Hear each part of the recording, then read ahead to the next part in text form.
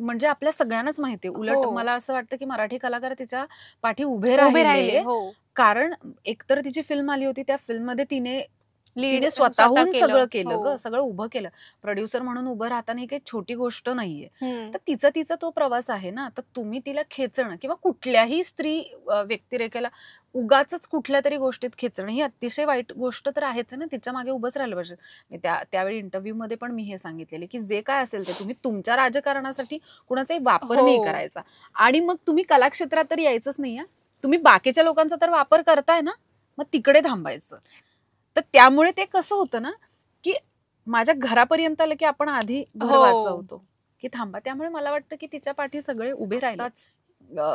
संतोष देशमुख हत्या प्रकरण, अगं म्हणजे अस्वस्थ व्हायला होतं.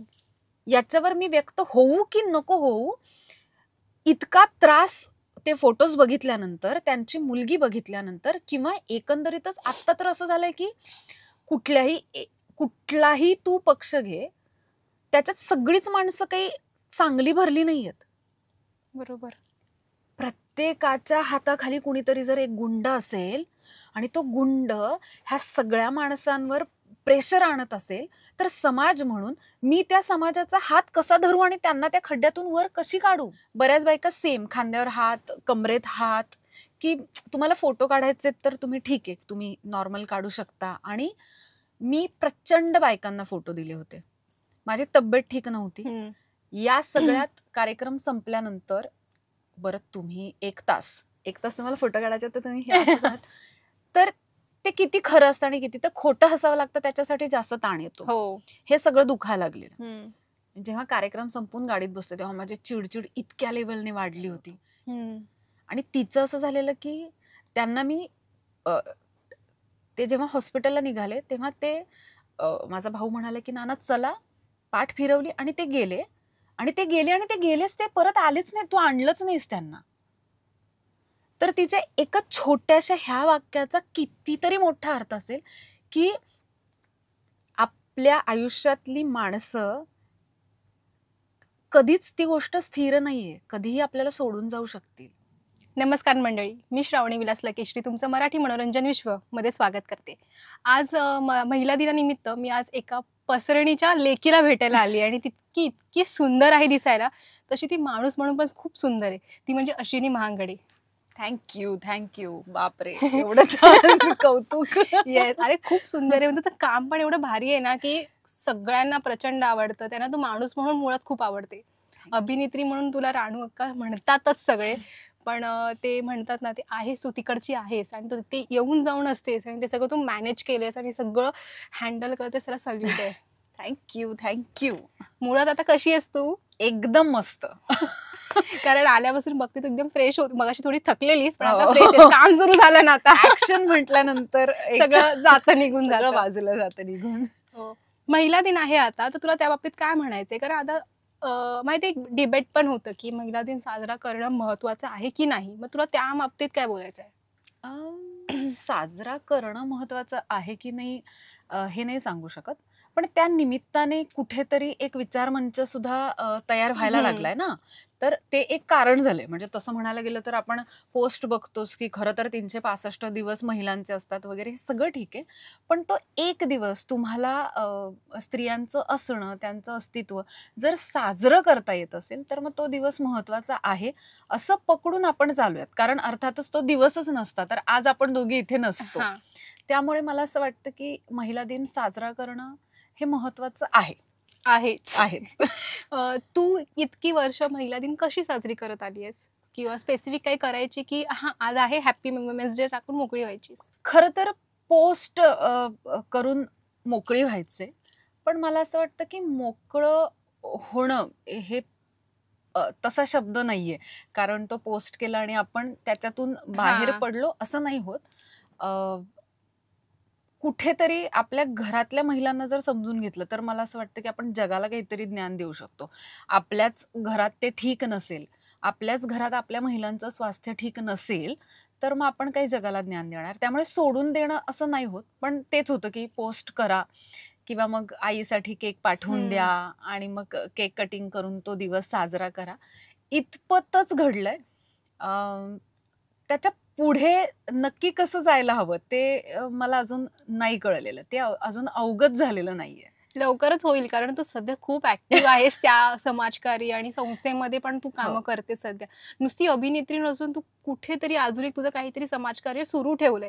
मग तुला त्याची आयडिया कशी मिळाली? खरं तर स्वराज्य रक्षक संभाजी ही मालिका सुरू झाली आणि त्याच्यानंतर रयतेचे स्वराज्य प्रतिष्ठानचे कार्याध्यक्ष आहेत, त्यांचं असं म्हणणं होतं की आपण एक सामाजिक संस्था स्थापन करूयात आणि त्याच्यातून आपण अनेक माणसांना जवळ बांधू शकतो आणि काम करू शकतो. सो तो प्रवास तसाच सुरू झाला. मुळातच माझे वडील हे सामाजिक कार्य करणारेच असल्यामुळे ते कुठेतरी घरातून पण ते रुजत होतं आमच्यात, आम्हा तिघांमध्ये पण, भावंडांमध्ये. त्यामुळे ती सुरुवात झाली. कारण मी वडिलांना बघितलंय ते असं की गावात कुठल्याही एखाद्या गरीब कुटुंबातल्या मुलीचं लग्न आहे तर मग ते लग्न कसं केलं जायचं, तर मंदिरात, भैरवनाथाच्या मंदिरात ते लग्न व्हायचं. मग अमुक एक माणूस तिच्यासाठी जी रुखवतातली सगळी भांडी आहेत ती बाबा मी देतो, पोशाखाचा सगळा खर्च मी करतो, जेवणाचा सगळा खर्च मी करतो. तर ही गावातली मंडळी हे सगळं करत असताना ते बघत बघत मोठी झाल्यामुळे मला असं वाटतं समाज आणि त्याचा आपण असणारा घटक, तर समाज म्हणून त्यांच्यात वावरताना आपण काय केलं पाहिजे हे खूप उत्तम पद्धतीने त्यांनीच शिकवलंय. बरं, त्यांनी नुसतं शिकवलं नाही की वर्गात शिकलोय, एखादं पुस्तक वाचलं, आपण शिकलो आणि परीक्षा द्यायची, तसं नाहीये. मी प्रॅक्टिकली ते त्यांनी करत असताना बघितलंय. त्यामुळे ते आपसुकच माझ्यात उतरलं असं मला वाटतं. आणि जिथेही कुठे थोडंसं काय म्हणतो आपण की माझ्यातली अभिनेत्री जास्त माझ्यावर हावी होते, तेव्हा माझ्या वडिलांचं काम होतं की ते मला कायम सांगायचे की तू कलाकार आहेस, ही गोष्ट चांगली आहे, पण वाईमध्ये, गल्लीबोळामध्ये तुझ्यापेक्षाही अप्रतिम कलाकार आहेत, पण त्यांना तिथपर्यंत पोहोचता आलं नाहीये. त्यामुळे तुझ्यात अशी खूप काहीतरी ग्रेट गोष्ट आहे असं समजू नकोस, तर ती ग्रेट कशी होईल याच्यासाठी प्रयत्न कर. आणि तिथं असं व्हायचं की हां, म्हणजे ठीकच आहे, स्वराज्य रक्षक संभाजी मालिका करते, ओकेच आहे, ते वातावरण तसं आहे, लोकांना ती कलाकार म्हणून मी भावले असेल किंवा हा सगळा प्रवास असेल, पण मी अजून बेस्ट नाहीये, ते होण्यासाठी प्रयत्न करायचे. तर जनरल लोक असं बऱ्याच पोस्टमधून म्हणतात की माझे पाय मातीशी खूप घट्ट आहेत, म्हणून मी कलाकार म्हणून पण काम करते. सेम टाइम मी गावी जाते तर मी शेतातही काम करते. माझ्या घरी आता मी मोठी असल्यामुळे थोडंसं एक असतं ना की ताई काय करायचंय, ताई असं करूया, ताई तसं करूया, हे सगळं हँडल करण्याचं कुठेतरी आपल्या आई वडिलांनीच आपल्याला शिकवलेलं असतं. हे आपल्याला माझं मी शिकले आणि मला येतं असं काही नसतं, ते त्यांच्यातून झिरपत असतं आपल्यात. ऍक्च्युली ना मी तुला हाच प्रश्न विचारणार होते आणि ते बोलता बोलता सुचलं होतं की मला आता कळालं की तू अशी का आहेस. म्हणजे एक असतं ना की आपली जेव्हा पहिली भेट झाली होती, तुला आठवत आहे की नाही मला माहिती नाही, मी अशी बघते ना माझ्या कोण ओळखीचा भेटतंय का म्हणून अशी उभी होती, तुला सोडू का पुढे. मला असं झालं की अरे ओळखच नाही, तुझा सेट खाली, मी वरती जाणार आहे, असं ते माइंड. मला असं वाटतं प्रेक्षकांना सांगायला हवंच नक्की, म्हणजे रेफरन्स लागेल की ती एक मालिका करत होती जिकडे ती क्रिएटिव्ह होती आणि मी एक मालिका आई कुठे काय करते, आमचे सेट पुढे मागे होते आणि मला एक मुलगी अशी दिसली जिला सेटवर पोहोचण्यासाठी उशीर झाला आणि ती की मला एक तर ऑटो त्या रस्त्याला मिळत नाही, त्यामुळे एक सैरभैर मुलगी मला फक्त दिसली की मला उशीर झाला आणि आता इतकं चालणं शक्य नाहीये आणि मी गाडी थांबवली आणि मी म्हंटल मी तुला सोडू का पुढे, पण मी माझ्या सेट पर्यंत सोडू शकते. आणि मग अशा पद्धतीने आमचा प्रवास सुरू झाला. तर हे काय होतं ना की पुरुषांना नाही पण बऱ्यापैकी मी कुठल्याही महिलेला किंवा कुठल्याही मुलीला भेटले, त्यांच्या मनात ना असं असतं की बापरे हे अभिनेत्री आहे म्हणजे यांच्यात खूप ऍटिट्यूड असणार आणि हे असणार. तर त्या इतक्या साध्या असतात ग. वारीत सुद्धा जेव्हा मी जाते ना, त्या सगळ्या एकतर विठ्ठलासाठी आलेल्या असतात, एका भक्तीने पछाडलेल्या असतात, पण त्यांना कुठेतरी मला असं होतं की मला कळतंय की आत्ता हिला फक्त एका मिठीची गरज आहे. आणि अशा कितीतरी महिला आहेत की मी ज्यांना भेटले, हात त्यांच्या हातात असे घेतलेत आणि फक्त जाता जाता मी त्यांना मिठी मारली आणि त्यांना म्हटलं काळजी घ्या, तर त्यांचे डोळे पाणावलेत. मला वाटतं की महिला दिनासाठीच काहीतरी वेगळं केलं पाहिजे किंवा इतर एकंदरीत आयुष्यासाठी वेगळं काही केलं पाहिजे गरज नाहीये. तुझे तुझे प्रॉब्लेम्स आहेत, माझे माझे प्रॉब्लेम्स आहेत, हे सुरू असताना कदाचित तुला फक्त रिक्वायरमेंट एका मिठीची असेल ना, ती मला कळायला हवी किंवा ती तुझ्या आजूबाजूच्या माणसांना कळायला हवी. तितकं समृद्ध व्हायला पाहिजेत माणसाने आणि मी, की मला कळलं पाहिजेत की माझ्या माणसाला आत्ता फक्त मी त्याचा हात हातात धरावा, त्याला एक मिठी मारावी आणि त्याला सांगावं की ठीक आहे, तुझं सगळं चांगलं होणार आहे, सगळं सुटणार आहेत प्रश्न. तर हे फार महत्वाचं आहे. मित्र तेच म्हणणार होती, आता सध्या मध्ये एक मूवी आला होता त्याच्याबद्दल खूप डिबेट चाललेलं की इसको क्या चाहिए, आणि मग तिथे मीम्स येतात, औरत को सच्ची में चाहिए क्या, पण ऍक्च्युली त्यांना कळत नाही, फक्त 2 नीट चांगले शब्द हवे असतात. खरं म्हणजे फक्त एक बाई म्हणून आपण नको विचार करूयात. माझे जेव्हा वडील गेले तर आमच्या बेडरूममध्ये बेडवर कुठे डोकं करायचं, कुठे पाय करायचे, आई वडील झोपायचे. विचार कर की जेव्हा आम्हाला कळलं, रिअलाइज झालं, तेव्हा मम्मीने झोपण्याची जागाच बदललेली आणि ती एका वेगळ्याच कोपऱ्यात त्या बेडवर झोपत होती आणि आताही ती तिथे झोपते. एका माणसाबरोबर तिने इतक्या वर्षाचा प्रवास केलाय, तर तिला ती आत्ता जागा पण नकोय. किती हजारो आठवणी तिच्या आत लपलेल्या असतील की तिने ती जागा सोडली. अर्थातच आपण बेडवरच झोपतो, त्यामुळे तर ती इकडे डोकं करत होती, आता ती या कोपऱ्यात झोपते आणि लिटरली ती कोपऱ्यात झोपते. तर तिचा तिथून इथे येण्याचा प्रवास हा किती भयंकर असेल. हो. तर मला असं वाटतं की कुठल्याही रॅन्डम महिलेला काय वाटतं, याही पेक्षा सगळ्यात पहिला प्रश्न हा पडला पाहिजेत की माझ्या घरातल्या बाईला काय वाटतंय, ती सुरक्षित आहे का. बरं, फक्त काय म्हणतो अन्याय अत्याचार हे असे शरीरावर होतात तेच नाही आहेत ना. तुमची कदाचित घुसमट ही विचारांनी सुद्धा होत असेल, किंवा कधी कधी काम करायचंय आणि ते मला घरामुळे करता येत नाहीये याच्यासाठी होत असेल. तिला समजून घेणं हे खरं तर तिच्या आजूबाजूच्या माणसांचं काम असायला पाहिजे. म्हणजे माझ्या आईला समजून घ्यायला मी मुलगी आहे, मी समजूनच घेऊ शकते. म्हणजे ते फक्त मुलांनीच समजून घ्यावं असं नाहीये. कधी कधी मुली पण आईला समजू शकत नाहीत. हो, कारण तिचा आईचा वेगळा प्रवास आहे ना. मला माहितीच नाही, म्हणजे जेव्हा वडील गेले तेव्हा मी घरी रिकामे हातानेच आले होते, कारण लॉकडाऊन होता, त्यांना कोरोना झालेला आणि तुम्ही त्यांना अग्नी तिथेच द्यायचा होता, तिथेच दिला आणि आम्ही रिकामे हाती आलो होतो. आणि तिचं असं झालेलं की त्यांना मी ते जेव्हा हॉस्पिटलला निघाले तेव्हा ते माझा भाऊ म्हणाले की नाना चला, पाठ फिरवली आणि ते गेले आणि ते गेलेच, ते परत आलेच नाही, तू आणलंच नाहीस त्यांना.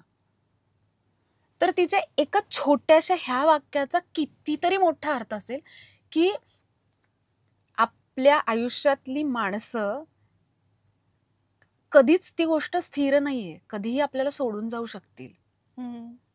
आणि मग जो सोडून गेलाय त्याचा प्रवास संपलाय, पण जे थांबलेले आहेत, मी, माझा भाऊ, माझी बहीण, माझी वहिनी, यांनी, आम्ही सगळ्यांनी जेव्हा एकमेकांचे हात धरून आम्ही शांत होण्याचा प्रयत्न करू, तेव्हा कदाचित तो प्रवास पुढे आम्ही सुरू करू शकू. तर हे समजून घेणं जर येत नसेल, माझ्या बहिणीला मी समजूनच घेत नाही, माझ्या आईला मी समजूनच घेत नाही, पण म्हणजे काय फक्त मुलाने समजून घ्यावं का? नाही. बऱ्याचदा वयात आलेल्या मुलींची विचारसरणी आणि त्यांच्या आयांची विचारसरणी यात केवढी तफावत असते. खूप. आईला सांगायचं असतं ते करेक्ट असतं, पण मुलींना त्या वयात ते समजतच नसतं. तर आपण कुठल्याही वयात असू, मी आज आपल्या सगळ्याच प्रेक्षकांना हेच सांगेन की ही प्रत्येकाची जबाबदारी आहे की राग आला, समोरच्या माणसाला समजून घेता येत नाहीये, तर थोडासा श्वास घेणं आणि त्यावेळेला तो मुद्दा तसाच ठेवणं की थांबा, आत्ता माझी कॅपॅसिटी नाहीये, तर आत्ता थांबूयात, थोडासा श्वास घेऊयात आणि मग पुन्हा प्रश्न आहे तसा उचलून त्याच्यावर विचार करूयात. तर समजून घेणं म्हणजे खूप त्याला वेगवेगळ्या लेयर्स आहेत असं मला वाटतं. हो, तू बरोबर बोललीस. कारण आपण ना म्हणजे असं रागामध्ये सरळ बोलून जातो आणि समोरच्या इतकं हर्ट होतं आणि नंतर आपल्या सुद्धा हर्ट होतं, हे मी बोलले.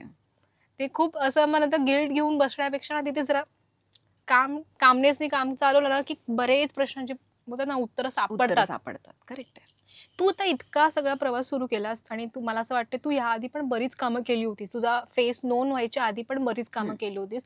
मग तेव्हा तू सगळं कसं हँडल करायची, ते ऑडिशन्स, मग त्या सगळ्या गोष्टी? अरे बापरे. एक तर गंमत सांगते की आता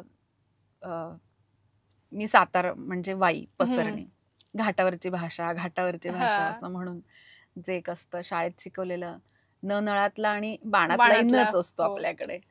तर नाटक करताना मी जी नाटकं केली राज्यनाट्य वगैरे ते तिकडचीच केली ना, त्यामुळे तितकासा फरक शब्दांमधला तो नाही शिकता आला. पण जेव्हा मी इकडे येऊन प्रायोगिक आणि ही सगळी नाटकं करायला लागले तेव्हा थोडं थोडं समजायला लागले. तेव्हा तर मी घाबरायचेच की मी बोलले आणि माझा शब्द चुकीचा पडला आणि हे लोक हसले तर.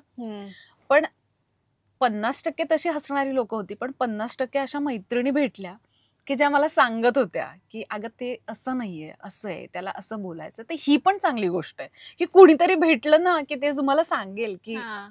तर हा प्रवास सुरू होता, ऑडिशन सुरू होते. मी तर तेव्हा साधारण मी कॉलेज संपल्यानंतरचं माझं वजन 73 kg होतं. मी इतकी गोलू मोलू होते आणि ते एकतर वजन कमी केलं पाहिजेत आणि आपण छानच दिसलं पाहिजेत याचा विचार तर होताच. सेम टाइम मी जॉबही करत होते कारण मुंबईत राहत होते आणि माझ्या आत्याचं असं झालं की आता कुठे जाते पुन्हा तिकडे, तर तू कर जॉब. आणि ते करत करत ऑडिशन्स तर देत होते. प्रवास फारच होता कारण ऍक्टिंग येत असते, इम्प्रोव्हायझेशन येत असतं किंवा दिलेल्या स्क्रिप्टमध्ये मला काय करायचंय हे मला कळत असतं. पण माझा प्रॉब्लेम असतो काय की भाषा, यातला जर एखादा शब्द एखादा अक्षर जर चुकीचं गेलं तर ते समोरचा माणूस मला जज करणार आहे, त्याचं प्रेशर, या सगळ्यात तो प्रवास होत गेला. म्हणजे मला अजून आठवतंय अस्मिता मालिकेची ऑडिशन देताना संगीता आणि रुचिताईला माझं ऑडिशन फार आवडलं कारण त्याच्यात फोड केली होती. म्हणजे 2 कॅरेक्टर्स आहेत आणि बोलते त्यांच्याबद्दल मीच की माझ्या टीचर असं असं बोलल्या, आमच्या बाई असं असं बोलल्या. तर त्या बाईंचं एक वेगळीच व्यक्तिरेखा तयार केली होती. तर त्या बोलतायत ती वाक्य मी त्यांच्या पद्धतीने बोलू लागले आणि मग ते असं झालं संगीता तरी की हे छान आहे, हिला ही थोडीशी, आणि मग मी पास झाले मला वाटतं. तर काम शिकत शिकतच गेले. आजूबाजूची माणसं खरंच शिकवणारी भेटली हे महत्वाचं. कारण तेव्हा प्रायोगिक नाटकं करत होते. मग चंद्रकांत कुलकर्णी दिग्दर्शित आधी बसू मग बोलू, लता नार्वेकरांचं प्रोडक्शन हाऊस होतं. त्याच्यासाठी एक छोटासा रोल होता आणि त्याच्यासाठी विचारणा झाली. मी गेले. अक्षय शिंपी म्हणून माझा एक मित्र त्यानंतर झाला, तो तिकडे सरांना असिस्टही करत होता आणि कामही करत होता. त्यांनी वाचन घेतलं माझं आधी, मग त्याने मला सांगितलं हे असं बोल तसं बोल, आणि मग मी रीडिंग करताना त्यांना आवडलं, ते झालं. मग त्याच्यात संजय नार्वेकर, सुशांत शेलार, तेजस्विनी पंडित, योगिनी चौक अशी मंडळी होती. त्यांच्याबरोबर काम करताना शिकायला फार मिळालं. कारण काय माहितीये का, कुणाला किती येतं याहीपेक्षा एक तिराहित माणूस म्हणून कसं केलं पाहिजे. सातत्याने तुम्ही प्रयोग करत असाल तर एका वेळेला तुम्हाला पण कंटाळा येऊ शकतो, पण तो न येण्यासाठी संजय नार्वेकर सतत काहीतरी एक वेगळं वेगळं काहीतरी करतायत. तर हे शिकणं पण महत्वाचं आहे. त्यामुळे मला वाटतं माझ्यातला विद्यार्थी अजूनही जिवंत आहे म्हणून हा प्रवास सुरू आहे. ऍक्च्युली चांगलं आहे. तू जेव्हा म्हणालीस माझ्यातला विद्यार्थी सुरू आहे त्यातच तू कळतेस कलाकार म्हणून कशी आहेस. कारण बरेचसे कलाकारांमध्ये असं असतं की नाही आता झालं, मला सगळं येतं आणि ते सगळं येतं म्हणजे सगळं संपलेलं असतं. मला तरी असं वाटतं पर्सनली. आणि आता तू इतकं सगळं शिकत आलीस किंवा शिकतेस, पण आता एक असतं ना की मला काहीतरी वेगळं काम करायचं आहे किंवा मला त्या पात्रामध्ये बघायचंय. आपण एक प्रेझम्पशन्स केले असतात की मला असं काम करायचंय, मला स्क्रीनवर किंवा स्टेजवर असं दिसायचं, असाच लाईट पडला पाहिजे, हाच मेकअप हवा, हाच कॉस्ट्युम हवा. सो तुला काय वाटतं की तुला कसं हवंय? नाही, असंच हवंय असं नाही. खरं तर मी जेव्हा स्वराज्य रक्षक करत होते त्यावेळेचं स्वप्न होतं की मला तारा राणी साहेब साकारायच्या आहेत आणि ते काही कारणास्तव अजूनही ते जमलेलं नाहीये. पण बाकी मी जेव्हा विचार करते तेव्हा मी तर अस्मिता सिरियल पासून माझं असं होतं की मला लीड करायचंय, मला मालिकेत लीड करायचंय आणि ते एक सुचत जातं मला बऱ्याच गोष्टी. म्हणजे बऱ्याच कन्सेप्ट मी स्वतः लिहिलेल्या आहेत. माझी बेस्ट फ्रेंड आहे ती रायटर आहे, तर आमचं जवळपास रात्री रात्री हे सगळं गप्पा सुरू असतात की ही स्टोरी मी आता अशी क्रिएट केली, आणखी काय करायचंय. तर असं फार असं काही करण्याची इच्छा नव्हती, पण एक स्वराज्य रक्षक संभाजी या मालिकेचीच देण म्हणून की काय, माझी 23 मेला आत्ता फिल्म येते धर्मरक्षक अहिल्याबाई होळकर. तर त्याच्यात मी अहिल्याबाईंचं काम केलंय. आणि असं म्हणतात ना की मी म्हटलं मला सिरियलचं लीड करायचंय, स्वामींनी असं म्हटलं असेल की चल तू फिल्मचंच लीड कर असं म्हणून मी शांत होते. कारण तो प्रवास फारच फारच चांगला होता. बऱ्याच गोष्टी शिकता आल्या. आणि एक पूर्ण फिल्म, तू पूर्ण फिल्ममध्ये प्रत्येक सीनमध्ये एक लीड पात्र यांची भूमिका करतेस, तर तो प्रवास कसा असू शकतो हे फील केलंय मी. त्यामुळे सगळं मिळतंय. कसं वाटलं तुला जेव्हा तुला कळलं की तू ते पात्र करणार आहेस? आणि कारण कठीण असतं ग एखाद्याचं ऑलरेडी जे जगून गेलेत आणि Correct. सेम तुला तसं करायचंय किंवा प्रेक्षकांना ते जाणवून द्यायचं की नाही मी ती आहे, तुम्ही मला त्याच नजरेने बघा. मग तू कसं काय सगळं ते मॅनेज मला केलंस? फक्त मनात एकच होतं की हे फिल्म बघताना लोकांना हे नाही वाटलं पाहिजेत की राणू अक्का तर सेमच आहे. हा, तर दोन व्यक्तिरेखा वेगवेगळ्या आहेत, तर त्या वेगवेगळ्या कशा प्रेझेंट करता येतील, आधी तरी ह्याचा विचार मी जास्त केला होता. त्यामुळे प्रवास तिथे जरा सोपा गेला. बाकी अहिल्या मातोश्रींबद्दल वाचन सुरू झालं किंवा डिरेक्टर आमचे आहेत सुशांत सर, त्यांनी काही रेफरन्ससाठी गोष्टी पाठवून दिल्या की हे वाचून घ्या. तर मुळात तेच आहे की काहीतरी तुमच्या समोर उभं राहण्यासाठी आधी तुमच्या डोक्यात काहीतरी भरलेलं असायला पाहिजेत. आणि ते त्या पुस्तकांच्या माध्यमातून भरलं गेलं. त्यामुळेच मला वाटतं की ते मी उभं करू शकले. आता ते बाकी प्रेक्षकांना कळेलच. पण तू जेव्हा ते करत आलीस किंवा तू ते पेहरावा केला असेल आणि तुझं असं झालं की नाही मी आहे, तुला तसं वाटलं का मी दिसते तशी? किंवा करताना जाणीव होते ना की नाही आपण काहीतरी वेगळं केलं रे आता? मला ती जाणीव माझ्या मेकअप आर्टिस्टच्या डोळ्यात बघून होते. कारण मी एक सीन करत होते आणि त्याचे काही कारणास्तव खूप सारे रिटेक्स होत होते. पण मी ग्लीस घेत नव्हते आणि मी पहिला शॉट जसा दिला तसेच पुढचे रिटेक्स पण तसेच होते की सेम वाक्याला माझ्या डोळ्यात पाणी येत होतं. मी ते कंट्रोल करत होते. असं सगळं होतं. आणि मला ती लांबून बघत होती. सज्जना दुताळ त्या फिल्मची मेकअप आर्टिस्ट आहे आणि ती लांबून बघत होती आणि ती रडत होती. कारण तिला ती गोष्ट फील होत होती. तर त्या सिच्युएशनला मला असं वाटलं की मी जी व्यक्तिरेखा साकार करते ती माझ्यात बघते आणि म्हणून तिला ते फील होतंय. त्यामुळे मला वाटायच्या आधी मी माझ्या आजूबाजूची जी माणसं आहेत त्यांच्या डोळ्यात बघते की हे करेक्ट आहे ना. म्हणजे घरातून बाहेर पडताना माझ्या भावाची मुलगी आहे क्षितिजा, तर मी फक्त रेडी होऊन तिच्या समोर येते. ती म्हणाल वा तू, की विषय संपला. आता अख्खं जग जरी मला म्हणालं की तू छान नाही दिसत आहेस तरी मला माहितीये मला काय लक्षात ठेवायचंय. ती बोलते वा तू हे मस्त आहे, विषय संपला. त्यामुळे ते माणसांच्या डोळ्यात बघायचं की आपल्याबद्दल त्यांना काय वाटतंय त्या सिच्युएशनला. ते झालं, जमलं. मग तुला जमलं. असं बोलता बोलता रिअलाइज झालं कधी कधी ना मला सुद्धा असं वाटतं की मी एखाद्याकडे गेलीये किंवा भेटलीये आणि ऍज अ विमेन म्हणून ना, कारण हे मुलींनाच जास्त रिअलाइज होतं किंवा ते जाणीव होते त्याची की मी कोणाकडे तरी भेटायला गेलीये किंवा कोणाकडे राहायला गेलीये. पण जाताना आपल्याला वाटत नाही काही करायचंय, पण येताना ना खूप सारे प्रश्न मनामध्ये किंवा सेल्फ डाऊट येतात. अरे मी चुकीचं नाही वागले ना, किंवा अरे माझ्याकडून हे बोलून गेलं. ते एक असतात ना स्वतःचेच डाऊट आणि मागे काहीच नसतं, ते त्यांच्या मनात काही नसतं. पण आपण आपला एवढा गोंधळ करून घेतो की अर्धा दिवस घाणेरडा जातो. करेक्ट. तसं तुला कधी होतं आणि तू तेव्हा काय करतेस?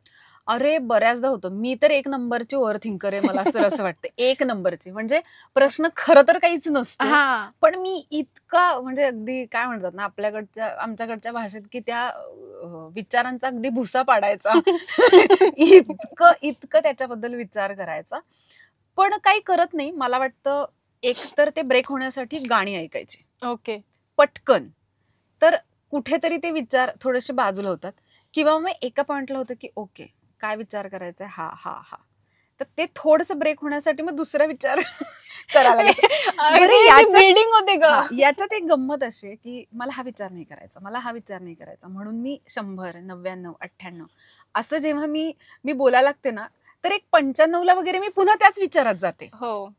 तर कॉन्सन्ट्रेशनच होत नाहीये ना एका गोष्टीवर, कारण त्याच्यातच इतके असतो. तर असं ओके विचार करायचा आणि त्याच्यावर कर काय करायचं तो एक दिवस कर, कारण विचार तुमचे कधीच संपणार नाहीयेत. हो.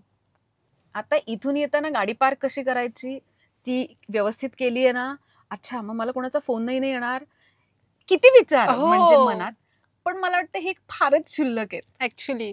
चांगले विचार करणं आणि ते मनात टाकणं फार महत्वाचं आहे. किंवा एखादं पुस्तक वाचलं, त्यातून पडणारे प्रश्न आणि ते कागदावर उमटणं की आपल्याकडून, तर ते जास्त महत्वाचं आहे असं मला वाटतं. त्यामुळे विचारांना बांध घालण्यापेक्षा चांगले विचार कसे निर्माण होतील याच्याकडे लक्ष देणं जास्त गरजेचं आहे. खरंच, कारण आता विचार केलास ना, तर ह्या सिच्युएशन मध्ये एक चांगली गोष्ट होती की त्या दुसऱ्या वॉचमॅन काकांनी अरे जाना लाव काही नाही एक्झॅक्टली हे आपण विचार. मी पण अरे यार हिचा दिवस माझ्या डोक्यात बरोबर. होतं ही अरे आपल्यासाठी एवढा लांब आले आणि हे असं असं ते माझ्या डोक्यात सुरू होतं. पण नाही, तिच्या डोक्यात काही नसावं काही असं, नाही. हे माझ्या डोक्यात येणारच नाही. एक्झॅक्टली. जाऊ दे. पण ह्या सगळ्या आता आपण आलो होतो, सॉरी, ऑडिशन्स दिली, या सगळा प्रवास झाला, ह्या सगळ्या गोष्टी झाल्या. पण तिकडे तुला तर जशी म्हणाली की आपली तुमची घाटावरची भाषा आहे आणि मग नंतर त्याच्यावरती आलो आपण आणि तुला क्रिटिक्स झालं. तिकडे तुला 50% लोकांनी सपोर्ट केला, तर 50% लोकांनी क्रिटिक्स केलं, नाही अरे ही काय बोलते, हे सगळं झालं होतं. मग तेव्हा तुझ्याकडे अजून काही झालं का की ज्यामुळे असं वाटलं की नाही हे चुकतंय आणि ह्याच्यावरती आपण बोललं नाही पाहिजे किंवा बोललं पाहिजे, दोन्ही गोष्टी होतात. मग तिकडे ते द्वंद्व सुरू होतं. अस्मिता ही मालिका मी 3 वर्ष केली. त्या मालिकेचा प्रवास खूपच अप्रतिम होता. पण कलाकार म्हणून मी कसं वागायचं नाहीये हे त्या 3 वर्षात मी शिकले. ओके. की मला हे नाही करायचं, हे कलाकार नाही करू शकत, हे नाही वागायचं, हे मी 3 वर्ष शिकले. त्यानंतरची जी मी तुला दिसतीये ती लोकांना, शेवटी प्रत्येक माणूस जो मला भेटतो, नव्याने भेटतो, पहिल्यांदा भेटतो, तो माणूस जाताना मला हे सांगतो की मला असं वाटलेलं की कलाकार म्हणजे त्यांच्यात खूप ॲटिट्यूड असतो, पण तुम्ही फार वेगळे आहात. त्यांचं हे म्हणणं, कारण काय होतं की 100 कलाकार आहेत, तुम्ही 100 माणसांबद्दल सेम विचार करताय असं नाही होत. कुठल्या तरी एका माणसामुळे तुमच्या आयुष्यात आलेला अनुभव आहे म्हणून तुम्ही सगळ्यांना एका चष्म्याने नाही बघू शकत. तो विचार त्यांचा ब्रेक करण्यासाठी म्हणून मी जास्त, म्हणजे एक नॉर्मल असतं की मी तुला त्या दिवशी, तर तो माझ्या रक्तातला एक गुण म्हणू शकतेस की मी तुला मदत केली आणि तुला मी तिथपर्यंत सोडलं, हे नॉर्मल आहे. पण त्याच्यापेक्षाही मी जास्त एफर्ट्स यासाठी लावते की चिल, मी नॉर्मल आहे, 2 हात 2 डोळे हेच आहे सगळं, आणि मी काहीच खूप भन्नाट नाहीये, मी नॉर्मल आहे. तुम्ही माझ्यापेक्षा जास्त शिकलेल्या असू शकता. तर त्याच्यामुळे मला असं वाटतं की माझे एफर्ट्स इथे लागतात आणि मला ते जास्त महत्वाचं आहे. त्यामुळे त्या मालिकेतून मी हे शिकले की कलाकार म्हणून कसं वागायचं नाहीये. म्हणजे काहीतरी झालं होतं. पण ठीक आहे. आता ते कसं होतं माहितीये, तू म्हणतेस ना कलाकार म्हणून वेगळे का बघतात. एक तर पहिलं म्हणजे ना, तुम्ही 24 तास मला असं वाटतं सेटवर असं, किंवा मी बघितलंय की कलाकार किती किती तास काम करतात, त्यांचं ते मूड स्विंग्स होणं ते गरजेचं असतं, तर ते माणूसच आहे ना. करेक्ट आहे. पण कधी कधी ना ऑडियन्स कडून किंवा जे भेटायला येतात त्यांच्याकडून अरे असं असं करायला जाते नाही, नसतात कम्फर्ट काही लोक, मग तेव्हा कलाकार असं करतो, मग तेव्हा असं वाटतं की नाही. मग याच्यासाठी माझ्या आयुष्यात घडलेलं एक उदाहरण मला सांगायला फार आवडेल की मी एका इव्हेंटला गेले होते आणि प्रचंड बायका होत्या, माझ्यासोबत माझे वडील होते. आणि जनरली कसं होतं की बाउन्सर्स त्यावेळेला नव्हते कार्यक्रमाला असं मला वाटतं, आणि वडिलांचं असं व्हायचं की तिला खूप प्रॉब्लेम झाला तर ते मग महिला असतील काय असतील ते बरोबर रस्ता काढून मला बाहेर काढायचं. पण ते बाजूला होते, बसलेले होते आणि ते बघत होते. बऱ्याच बायका सेम खांद्यावर हात, कमरेत हात, की तुम्हाला फोटो काढायचे तर तुम्ही ठीक आहे, तुम्ही नॉर्मल काढू शकता. आणि मी प्रचंड बायकांना फोटो दिले होते. माझी तब्येत ठीक नव्हती. या सगळ्यात कार्यक्रम संपल्यानंतर, बरं तुम्ही 1 तास तुम्हाला फोटो काढायचे तर तुम्ही तर ते किती खरं असतं आणि किती तर खोटं हसावं लागतं, त्याच्यासाठी जास्त ताण येतो. हे सगळं दुखायला लागलेलं. जेव्हा कार्यक्रम संपून गाडीत बसतो तेव्हा माझी चिडचिड इतक्या लेवलने वाढली होती की मी खूप बडबड करत होते की यांना कळतच नाहीये, कलाकार म्हणजे असंच वाटतं तसंच वाटतं, असं सगळं झालं. नानांनी मला खूप शांत केलं, म्हणजे पाणी पी वगैरे वगैरे, आणि आमचा प्रवास सुरू झाला. आम्ही घराकडे निघालो. म्हणजे ते स्वतः कलाकार असल्यामुळे, म्हणजे माणूस कलाकाराला कसं दुसऱ्या कलाकाराला कसं समजून सांगू शकतो बघ. ते म्हणाले तुला माहितीये का, जेव्हा तू एखाद्या इव्हेंटला येणार असतेस तेव्हा तिकडे तुझे फ्लेक्स एक 8 दिवस आधी लागतात. एक बाई कुठेतरी भाजी आणायला चालली असेल आणि ती बघते आणि ती म्हणते की आई आपल्याकडे राणू अक्का येणार आहेत. मग ती विचार करायला लागते की मी जाणार त्यांना बघायला. मग ती शेजारच्या बाईला सांगत असेल की अहो तुम्ही येताय का, मी जाणार आहे तिकडे त्यांना बघायला. मग ती विचार करेल की आता मी साडी कुठली नेसायची. मग ती शेजारच्या बाईला कदाचित दाखवलं मी ही साडी नेसते, तुम्ही कुठली नेसता. ही त्यांची चर्चा सुरू होत असेल 8 दिवस आधी. मग ज्या दिवशी तिचे ते 8 दिवस त्या स्वप्नात जात असतील की हा मग मला लवकर जावं लागेल, कारण तिकडे मग खुर्च्या मिळणार नाहीत, पहिल्या लाईनमध्ये बसता येणार नाही, त्यांना भेटता येणार नाहीये. हा तिचा प्रवास सुरू आहे. ज्या दिवशी तुझा कार्यक्रम असतो त्या दिवशी एकतर तिला जर मुलं वगैरे असतील, नवरा असेल, तर अर्ध जेवण तर आधी केलं पाहिजे, कारण तुझा कार्यक्रम संध्याकाळचा आहे. घरी जायला परत उशीर झाला तर नवरा तिला झापायचा की तुला काय काय गरज होती कार्यक्रमाला जायची, जेवण नाही अजून बनलं. म्हणजे तिला अर्धा स्वयंपाक केला पाहिजे, किमान एक 5 वाजता भाजी कुकर लावलाय, चपाती भाकरी करायची ठेवली, आणि ती सगळ्यात आधी म्हणजे तू पोहोचायच्या 2 तास आधी ती जर तिकडे जात असेल, ती तिकडे बसली असेल, का तर खुर्ची पकडायची पहिल्या लाईनला, नाहीतर मग फोटो नाही मिळणार. आणि मग तिथे आल्यानंतर एकतर म्हणे तुमचे बाउन्सर्स असतात, त्यांना पार करून तुमच्यापर्यंत यायचं असतं. बरं, जे आयोजक असतात आधी त्यांच्या सगळ्यांचे फोटोज असतात. मग ती बिचारी तिथून एक की नक्की मी जाऊ का, त्या माझा अपमान नाहीत ना करणार, मला तिथे जाता येईल का, बाउन्सर अडवणार नाहीत का, या सगळ्या विचारांना पार करून ती तुझ्यापर्यंत येते. आणि मग तिला तो सेल्फी काढायला काही येत नाही, ती कसा तरी तो काढते, त्याच्यात फोटो हलतो, काय होतं.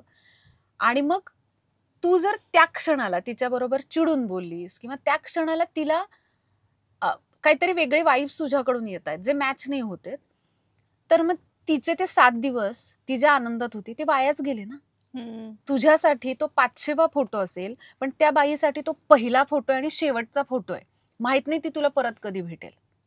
मग तुझ्या 500व्या फोटोसाठी तू त्रास व्यक्त करायचास की तिचा पहिला फोटो आहे म्हणून तू छान दिसलं पाहिजे.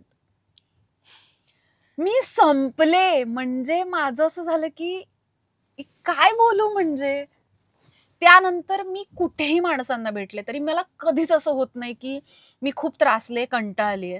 मी उलट जास्त प्रयत्न करते की त्यांना कम्फर्टेबल वाटावं, त्या बाईला वाटावं, कारण माझ्या डोळ्यासमोर तिचा तो 7 दिवसांचा प्रवास येतो, जो असेल नसेल मला माहित नाहीये.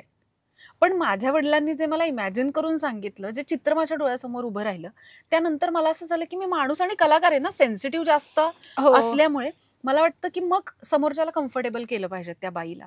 आणि मग मी शांत झाले. आता मला फोटोज मलाच माणसं म्हणे तुम्हाला कंटाळा येत असेल ना सगळीकडे जाईल तिथं. मला नाही कंटाळा येत, आता नाही येत कंटाळा. म्हणजे जेव्हा येत होता तो एक क्षण माझ्या आयुष्यात असा होता की जेव्हा मला असं झालेलं की बास होता, मी नाही देणारे फोटो. त्याच्यानंतर असं कधीच नाही घडलं. मला तर कळतंय की तुझ्या खरं तर वडिलांमुळेच तुझ्यामध्ये संस्कार असावे, कारण तू ज्या एक्झाम्पल्स देऊन सांगतेस की हे असं असं झालं होतं, मध्ये ते रिअलाइज होतं ना की अरे ही अशी का आहे, किंवा ही एवढं शांतपणे सगळं कसं काय बोलू शकते, एक्सप्लेन करू शकते, कारण तुझ्या बोलण्यामध्ये पण एक वेगळेपणा आहे. करेक्ट. तो मला आता कळतंय तुझ्या वडिलांमुळे असावा हा सगळा. अगदी 100% त्यांच्यामुळे. म्हणजे मी आत्ता पण अचानक काही गोष्टी घडल्या की मला त्यांनी कधी काळी बोललेल्या गोष्टी आठवतात आणि मग मी शांत होते. मला वाटतं हेच सांगायचंय की आपले आई वडील ना त्या वेळेला आपल्याला बऱ्याच गोष्टी शिकवत असतात, सांगत असतात, आणि आपण हे काय आणि आपण निघून जातो. पण नाही, कधी काळी आयुष्यात एक क्षण असा येतो ज्या वेळेला ते शब्द आहेत ते खरं तर आपल्याला गाईड करून मार्गदर्शन करतात की पुढे हो. तर ते फक्त साठवा, कारण आज ते नाहीयेत, माझे वडील नाहीयेत, तर मला त्यांच्या आठवणी मध्येच जगावं लागतंय किंवा ते रोज माझ्यासोबत आहेत हे फील करावं लागतंय ना. तुमच्याकडे जर तुमचे आई वडील आहेत तर उलट तुम्ही खूप श्रीमंत आहात. खरंच आहे हे. कारण ते जाणीव होते प्रत्येकाच्या एक संस्कारामधून कळतं की हा समोरचा माणूस कसा असेल, किंवा प्रेडिक्ट करतो आपण की एक तर पहिल्या भेटीत माणूस कळत नाही, पण काही काही पहिल्या भेटीतच कळून जातात, जशी तू कळालीस मला. म्हणून मी तुझ्या आपला कॉन्टॅक्ट होता इतके महिने, आता वर्ष होईल खरं तर. त्यामुळे तू हे सगळं करत असताना रानू अक्का जेव्हा तुला कॅरेक्टर मिळालं आणि तेव्हा तुला असं झालं की अरे करायचंय, पण तुला असं वाटलं होतं का एवढं प्रेम मिळेल तुला रानू अक्कासाठी? अजिबातच नाही. त्याच्या आधी एक बहिणीचं असं होतं की माझ्या बहिणीचं की ताई ही स्वराज्य रक्षक संभाजी मालिका आली आपल्या संभाजी महाराजांवर आणि तू त्याच्यात काहीतरी करावंस अशी माझी खूप इच्छा आहे. म्हटलं ओके बरं बघते मी काहीतरी. मग ते कॉन्टॅक्ट झाले. खरं तर त्याच्या आधीची अस्मिता मालिकेमध्ये गुप्तहेर असल्यामुळे मी तिकडे ऑडिशनला गुप्तहेरसाठीच गेले होते, महिला गुप्तहेर म्हणून. आणि मला त्यांनी सांगितलं की नाही म्हणून. मला इतकं म्हणजे तेव्हा मला रडू आलं होतं, कारण माझ्या बहिणीचं स्वप्न होतं ग त्या मालिकेत काम करायचं, आणि ह्यांनी नाही सांगितलं. त्याच्यानंतर एक महिन्याभरात मला फोन आला की तुम्ही राणू अक्कांसाठी ऑडिशन लुक टेस्टला याल का. मी लुक टेस्टला गेले. तेव्हाही मला असं वाटलं नव्हतं, कारण मुळातच एक साधारण 3 महिन्याचं ट्रॅक असेल अच्छा, हा. असं मला सांगितलं होतं. आणि माझं असं होतं की हा म्हणजे 2 दिवस असेल तरी चालेल, कारण बहिणीला बघायचंय तिची मला इच्छा तिकडे. आहे की हा. ह्या मालिकेचा मी एक भाग असावा. त्यामुळे मी हो म्हणाले आणि ते केलं. पण ते करतानाही मला इतक्या गोष्टी मी शिकत होते. अगं काय म्हणजे त्याच्यावर एक पुस्तक लिहावं लागेल मला. इतक्या छोट्या छोट्या गोष्टी मी माझ्या मनात साठवून ठेवल्यात. सगळेच दिग्गज कलाकार होते आणि तिथे ना मला खूप शिकवणारी माणसं भेटली. एक तर मला विवेक देशपांडे ज्यांना मी दादू म्हणते, ते तर माझे वडीलच आहेत म्हणजे. तर ते भेटले, त्यांनी इतक्या गोष्टी शिकवल्या. कार्तिक सर होते जे दिग्दर्शक होते दुसरे, त्यांनी अनेक गोष्टी शिकवल्या. मला तेव्हाही एक 3 महिने वगैरे झाल्यानंतरही वाटलं नव्हतं की हे लोकांना इतकं आवडतंय. पण ते हळू ते खूपच लोकांनी प्रेम दिलं आणि ती व्यक्तिरेखा मला करायलाही मज्जा आली. खरं तर मज्जा म्हणण्यापेक्षा मेंदू उघडा ठेवलेला आणि मन उघडं ठेवलेलं आणि जे काय आहे ते फक्त साठवत गेले होते. कारण ते खूप प्रेम, तुला इतकं प्रेम मिळालं ना, अजूनही त्या एपिसोड्स बघतात, ते क्लिप्स घेतात, पोस्ट करतात की हे पोस्ट राणू करतात. अक्कांचे हो, विचार आहेत. हो. मला ह्यावरूनच विचारायचंय की एक समाज असतो जो कलाकारांना वेगळ्या नजरेने बघतो आणि एक दुसरा असतो की ते आहेत ते एक्सेप्ट करतात. तुला एक्सेप्ट पण केलं आणि दुसऱ्या नजरेने पण बघतात. तू जे महाराजांचे विचार घेऊन पुढे चालत आली आहेस, कारण मला नाही वाटत की तू सिरियलच्या आधी अशी असावी. तू सिरियल मधून तू सगळं ते अडॉप्ट केलंस आणि नंतर तुला ते विचार पटत गेले आणि अजूनही तू अंगीवळणी केलीस आणि ते तू वागतेस पण तशी. मग तुला जेव्हा लोक बोलतात की तू इतकं का करतेस किंवा महाराजांबद्दल तुला इतकं प्रेम का आहे आणि तू सतत तुझ्या पोस्टमध्ये महाराजांबद्दलच असतं किंवा तू जे एकही तुझी कुठली तू शेतामध्ये जरी काम करत असलीस आणि तू ती पोस्ट टाकलीस, तुझं खाली एवढा मोठा कॅप्शन असतो. खरंय खरंय तुला खरं. त्या लोकांना काय बोलावं असं वाटतं की तुम्ही ह्या दुसऱ्या बाजूकडे पण बघू शकता?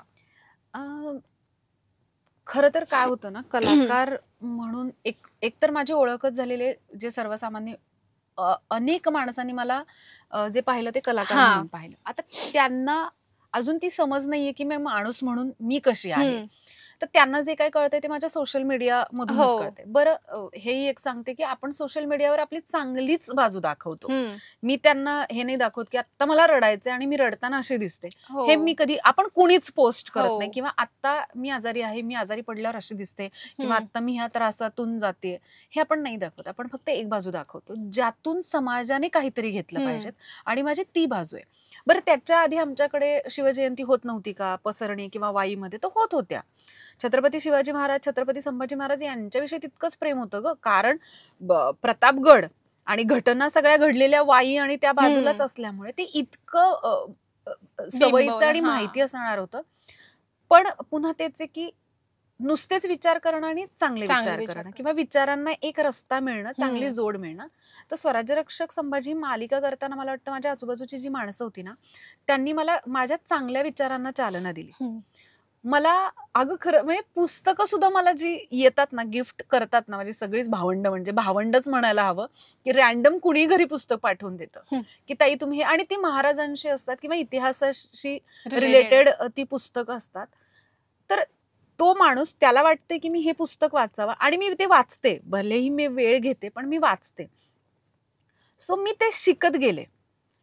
आता असं नाही होत की मी फक्त जय शिवराय जय शिवराय एवढंच म्हणते, अजिबातच नाही. मला माहितीये की डॉक्टर बाबासाहेब आंबेडकरांचे विचार, त्यांनी लिहिलेलं संविधान ह्याला किती महत्व असलं पाहिजेत, अजूनही किती महत्व असलं पाहिजेत आणि इतर जे जाती जमाती आहेत त्या लोकांशी मी कसं वागलं पाहिजेत. मला आत्तापर्यंत म्हणजे एक कलाकार म्हणून, एक माणूस म्हणून ह्या 2 गोष्टी जर एकत्र ठेवल्या तर मी आता एक राजकीय व्यक्ती सुद्धा आहे. म्हणजे माझ्यावर एक जबाबदारी आहे. तर ती जबाबदारीने वागण्यासाठी मला आधी कलाकार आणि माणूस ह्या दोघींना एकत्र करून एक उत्तम वैचारिक व्यक्ती म्हणून राजकारणात चालावं लागेल ना.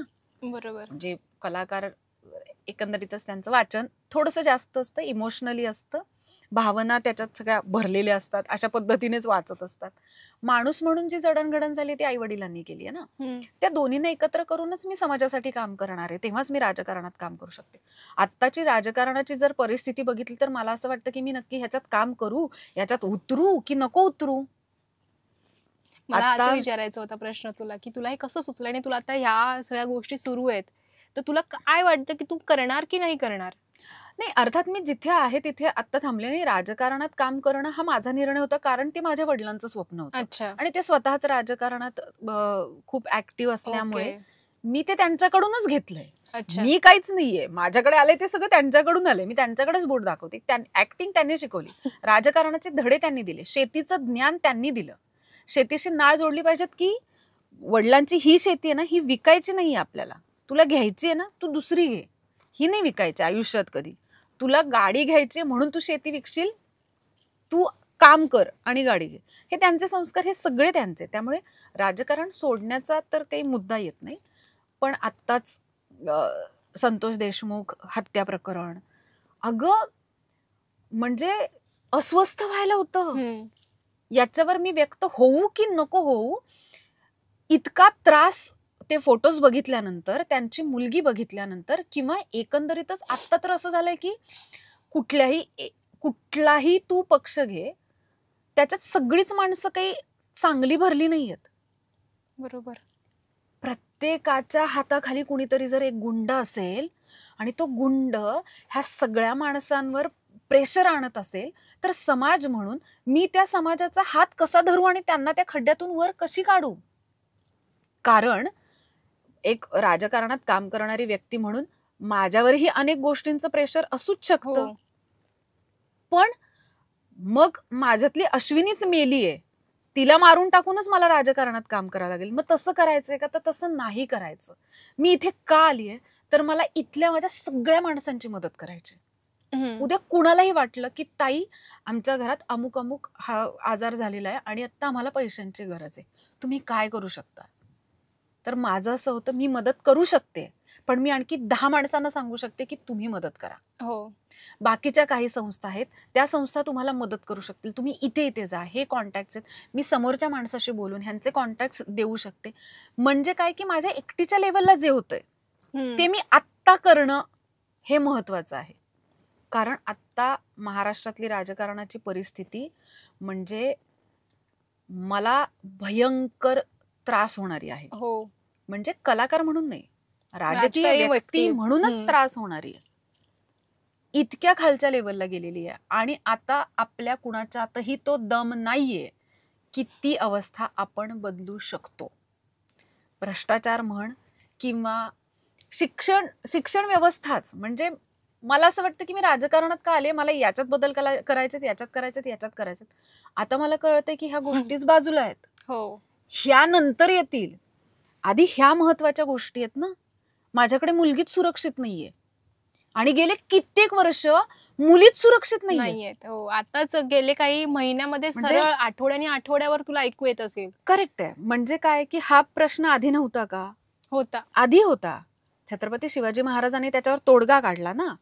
ज्याने कोणी मुलीवर अत्याचार केला त्याचा चौरंग करायचं, एवढं आहे.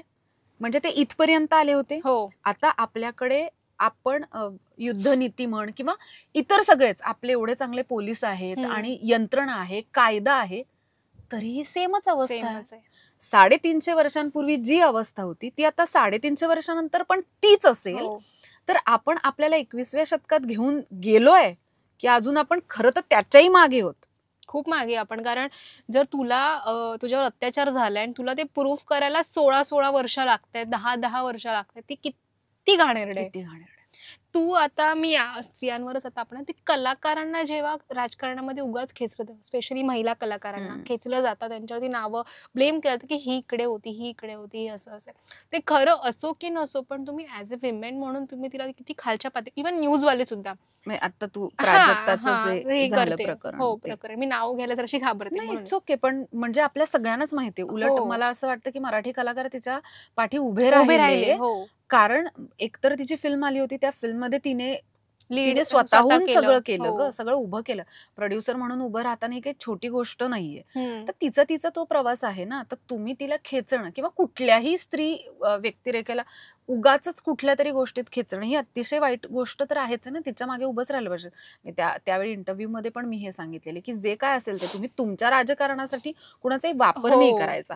आणि मग तुम्ही कलाक्षेत्रात तर यायचंच नाही. तुम्ही बाकीच्या लोकांचा तर वापर करताय ना, मग तिकडे थांबायचं. तर त्यामुळे ते कसं होतं ना की माझ्या घरापर्यंत आलं की आपण आधी घर वाचवतो की थांबा. त्यामुळे मला वाटतं की तिच्या पाठी सगळे उभे राहिले, ही खूप चांगली गोष्ट आहे. ऍक्च्युली कारण काय होतं माहितीये, सहज कोणीतरी आता डिस्कशन करतोय, सहज आपण एखाद्याचं नाव घेतलं, आपल्या मनात असो नसो सहज घेतलं, पण बाकीचे लोक ज्या प्रकारे त्या गोष्टीला उभं करतात आणि वाढवतात ना, ते किती किती शब्द पण येत नाही ग, इतकं ते असं वेगळं आहे.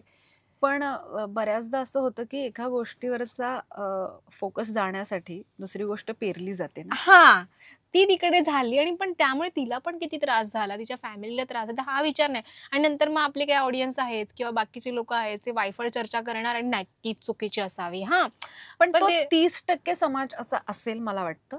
कारण मी काय म्हणते की मराठी प्रेक्षक आहेत ना, ते आपल्या मराठी कलाकारांविषयी हो, फारच जागरूक जागरूक आहे. असतात. हा, म्हणजे ते लगेच उभे राहतात. माझा तरी तसा अनुभव आहे. त्यामुळे तर तो फार कमी काळ होता. तो तिच्या स्ट्रगलचा असेल, तिच्या मागे तिची माणसं उभी राहिली, प्रेक्षकही उभे राहिले जे तिच्या बाजूने बोलत होते की हे चूक आहे, हो, आणि ती बाहेर पडली ना त्यातून. ऍक्च्युली तिने ती खंबीर उभी राहिली आणि Exactly. अजून सुद्धा ती नवीन प्रोजेक्ट घेऊन येत असावी आणि आपण वाट बघतो तिच्या प्रोजेक्टचे. पण हे तिच्या बाबतीत असं नाही, बाहेर अजूनही होतं आणि त्यावरती कोणी काही बोलत नाही आणि जर बोलले तरी दाबतात. करेक्ट आहे. आणि हे चुकीचं आहे. मग जर तू तर राजकारणात आहेस आणि जर तुझ्याकडे पॉवर आली ती की नाही हे आता मला बंद करायला मिळतंय आणि ह्या गोष्टी सगळ्या तू बंद करू शकशील, तर तू कशा प्रकारे करू शकशील? तुला खरंच वाटतं ही गोष्ट बंद होणार आहे? नाही, पण तुझ्याकडे आली तर आज आपण विचार करू. महाराष्ट्रात इतकी माणसं आहेत, इतके राजकीय व्यक्ती आहेत, त्यांच्या हाताखालची प्रचंड कार्यकर्ते, सो कॉल्ड कार्यकर्ते, खरेच जेन्युइन कार्यकर्त्यांचं मी नाव नाही घेणार, कारण त्यांना माहिती असतं की राजकारण हे किती दिवसांसाठी हो. असायला पाहिजेत आणि त्यानंतर आपण माणूस म्हणून जगलं पाहिजे. हो, पण सो कॉल्ड जे एक 365 दिवस स्वतःला मी मी कार्यकर्ता जे म्हणवतात, ते ह्या लोकांची विचारसरणी इतक्या वेगवेगळ्या पद्धतीची असेल तर मी त्यांच्या विचारांना आटोक्यात नाही आणू शकत किंवा त्यांच्या कृतीला आटोक्यात नाही आणू शकत. अर्थातच मी फक्त हे करू शकते की हे ज्या कुणाबरोबर घडेल तर त्याच्यात जर त्या माणसाचं म्हणणं खरं असेल, कुठल्या ज्या व्यक्तीबद्दल ते घडलेले, ज्याच्यावर आरोप केलेले आहेत, तर मग मला त्या माणसाच्या पाठी उभं राहणं ही माझी सगळ्यात महत्वाची जबाबदारी असू शकते. तर हे सगळं बंद नाही होणार. तुम्ही म्हणाल आता तू आली आहेस आता या पदावर, तुला ही खुर्ची मिळाली, आता भ्रष्टाचार बंद कर बरं. आटोक्यात आणू शकते. तो आटोक्यातही नाही आणता येते. तो आपल्याला वाटते की भ्रष्टाचार फक्त एवढूच आहे, तर नाही. ब्लॅक होल असेल प्रचंड. एका खालच्या छोट्याशा माणसापासून ते वरच्या माणसांपर्यंत इतक्या लेयर्स आहेत त्याला. तू काय आणि कसं आटोक्यात आणणार आहेस? ते आहेच. त्यामुळे प्रयत्न एवढाच करू शकतो की ज्या वेळेला माणूस एका स्ट्रगल मध्ये आहे आणि जर त्याचं बरोबर आहे तर आपण त्याच्या मागे उभं राहणं फार गरजेचं आहे. मग तो अमुक एका पक्षाचं नेतृत्व करतो म्हणून मी त्याच्या मागे नाही, हा मुद्दाच नाहीये. कारण मी सुरुवातच माझी इथून झाली की मला अटल बिहारी वाजपेयी आवडतात. अच्छा. मला यशवंतराव चव्हाण आवडतात, मी त्यांची पुस्तकं वाचते. तर असं नाहीये की हा या पक्षाचा आहे म्हणूनच मला आवडतो, कारण या पक्षाची विचारसरणी मला आवडते. नाही, त्या पर्टिक्युलर व्यक्तीची तुला गोष्ट आवडते. म्हणजे तो कुठल्याही पक्षाचं नेतृत्व करत असू देत, पण त्याचं जर काम खऱ्या अर्थाने चांगलं असेल तर ते मला वाचलं पाहिजेत, ते मला समजून घेतलं पाहिजेत आणि त्यातून शिकून मी पुढे गेलं पाहिजे. ओके. तर हे जर सगळ्यांनीच ऑन केलं ना स्वतःच्या आयुष्यात, तर मला वाटतं गोष्टी फार सोप्या होऊन जातील. ते आहेच. म्हणजे आता ऍक्च्युली खूप विषय असा पुढे गेला. मी जरा मागे जाते जरा मागे येते. जेव्हा आता मी तुला विचारलं की छत्रपती शिवाजी महाराजांबद्दल, आणि एक असते ना ग, तू एक त्यांची विचारसरणी घेतलीयस आणि तू वागतेस, आणि एक वेगळा ग्रुप आहे जो उगाच काही करतो त्यांच्या नावावरती.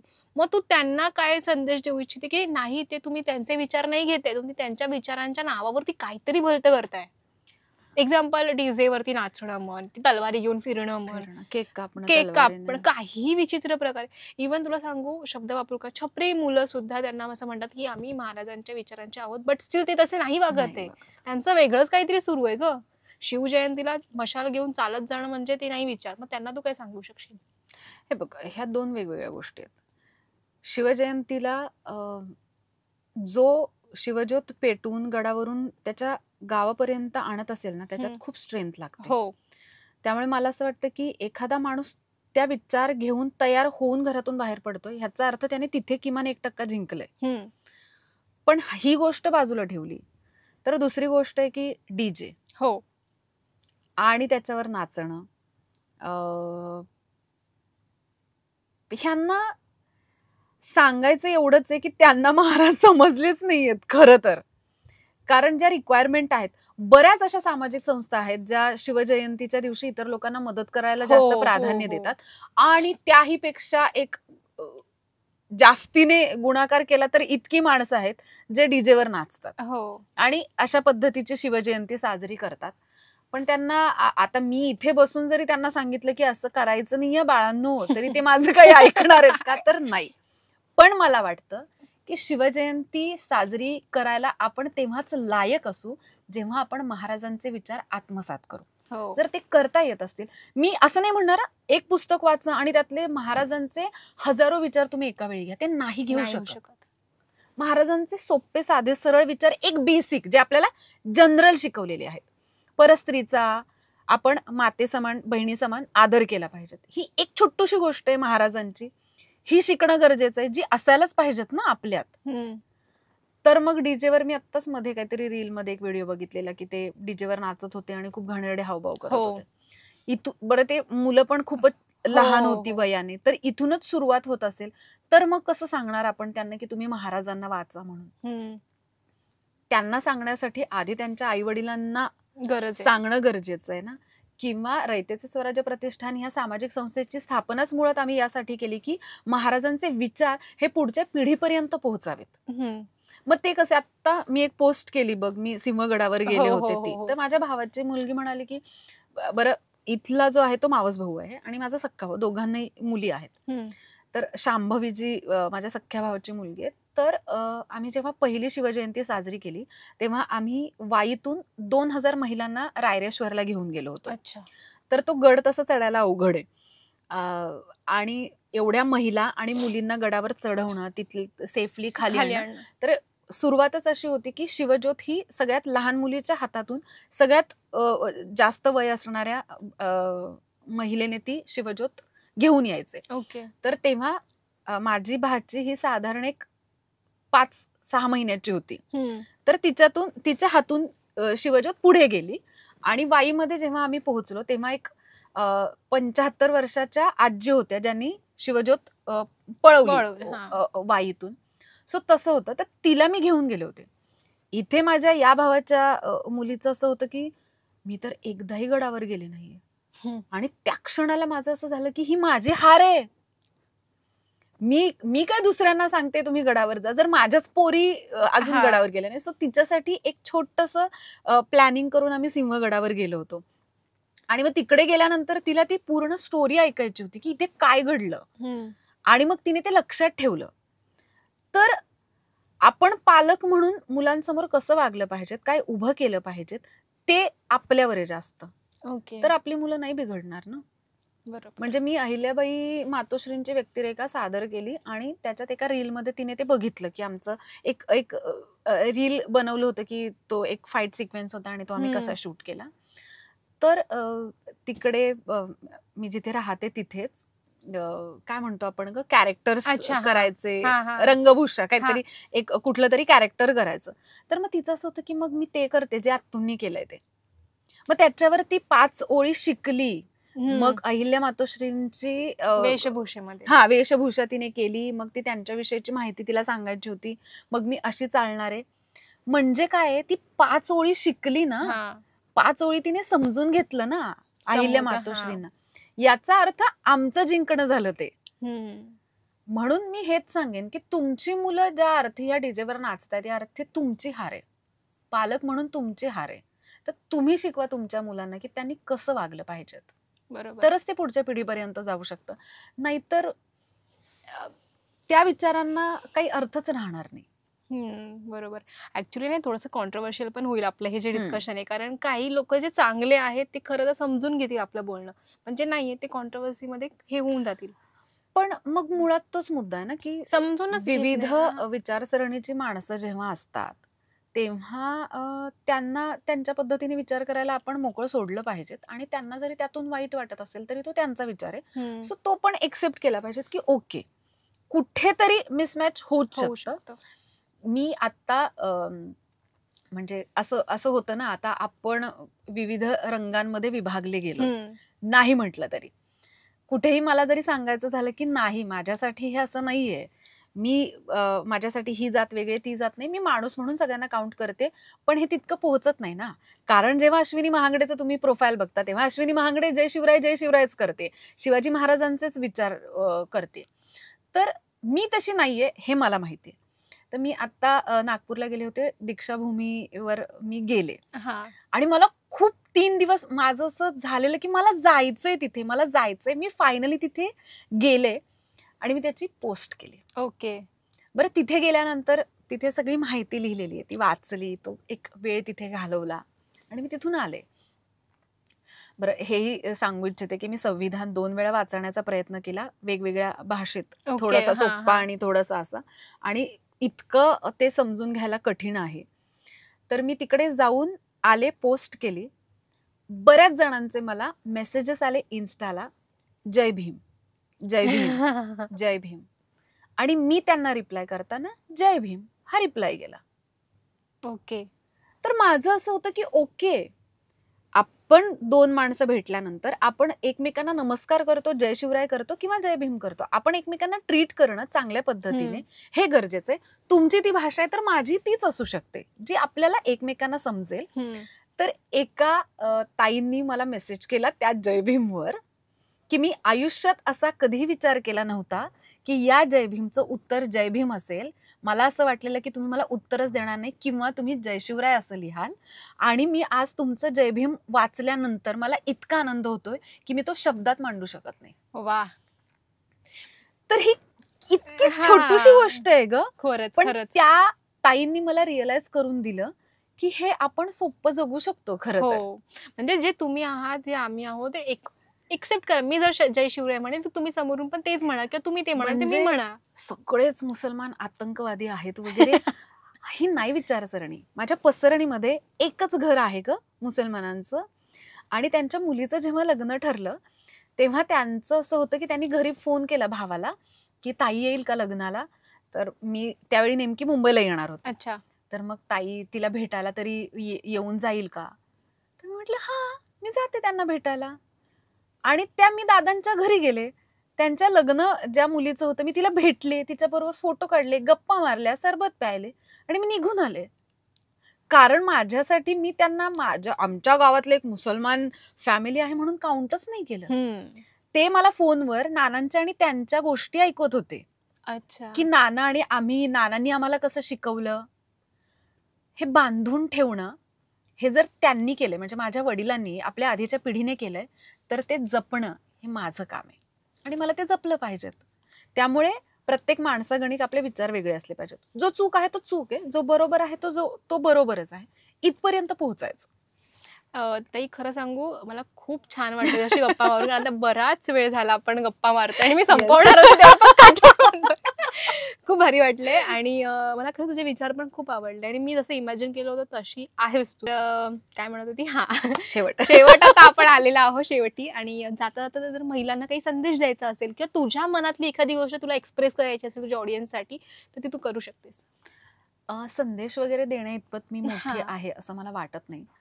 पण मी कायम हेच सांगते की तुमच्यावर झालेला छोटासा अन्याय, अत्याचार तुम्ही आत्ता या लेवलला सहन करता आणि ठीक आहे जाऊ दे मरू देत पुढे जाऊयात असं म्हणत असाल तरी तुम्ही सुद्धा दोषी आहात.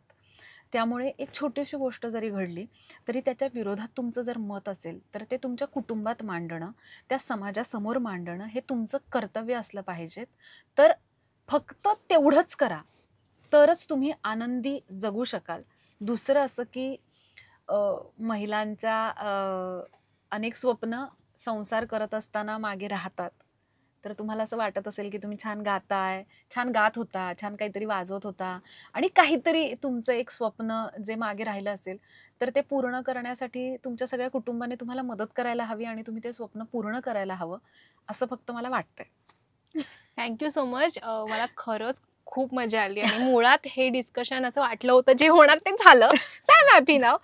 तुला मराठी मनोरंजन विश्वकडून आणि तुझ्या ऑडियन्सकडून खूप शुभेच्छा, आणि आम्ही तुझ्यासाठी एक छोटं गिफ्ट आणले. वाव. सो तू ते एक्सेप्ट कर अशी आमची इच्छा. येस. ताई, मराठी मनोरंजन विश्व आणि आमच्या सगळ्यांकडून तुला छोटंसं लेटर आणि एक गिफ्ट, आणि Yes, तुला thank you. Happy women's day. Thank you so much. Thank you. Nice. तुला ते बघायचं असेल तर ओपन करू. येस. होप तुला आवडेल, कारण नक्की. प्रश्न पडतो ग समोरच्यासाठी काय लिहायचं. ओ, प्रिय अश्विनी ताई, ती आहे म्हणून सारं विश्व आहे, ती आहे म्हणून सारं घर आहे, ती आहे म्हणून सुंदर नाती आहेत, ती आहे म्हणून नात्यांमध्ये प्रेम आहे. ताई, तुझी पॉझिटिव्ह एनर्जी आणि व्यक्तिमत्व तू जेव्हा मला पहिल्यांदा भेटलीस तेव्हाच कळालं. तेव्हा खरंच मला प्रश्न पडला की एका अनोळखी व्यक्तीला का कोण स्वतःच्या गाडीत बसवेल आणि पुढपर्यंत सोडेल, आणि त्याचं उत्तर मला हळूहळू समजलं. ताई, तू खरंच छान आहेस. मी जमिनीला धरून आहे हे बोलणं खूप सोपं आहे, पण तसंच खरं राहणं खूप कठीण आहे, आणि ते तू करतेस. महाराजांचे विचार स्वतः समजून घेतेस आणि त्याप्रमाणे तू राहतेस. शेती, समाजकार्य, अभिनय आणि बरंच काही गोष्टींमध्ये तू जागरूक आहेस, आणि या गोष्टींमुळे तू बऱ्याच जणांची प्रेरणा आहेस. तू बरीच पात्र अनुभवली, पण त्यातून राणू अक्का आणि अनघा ही 2 पात्र प्रेक्षकांच्या मनात बसली. त्यातून ते तुला अश्विनी आहेस हे विसरून आणि तू ते पात्र आहेस हे समजायला लागले. अशीच खूप छान छान कामं करत राहा आणि त्या कामांमधून प्रेक्षकांना भेटत राहा. बाकी खूप प्रेम. थँक्यू. Wow, nice. पण आत्ता माझ्यासाठी तुझं नाव आणि तुझी सही हे त्याच्यावर हवं. हो, चालेल.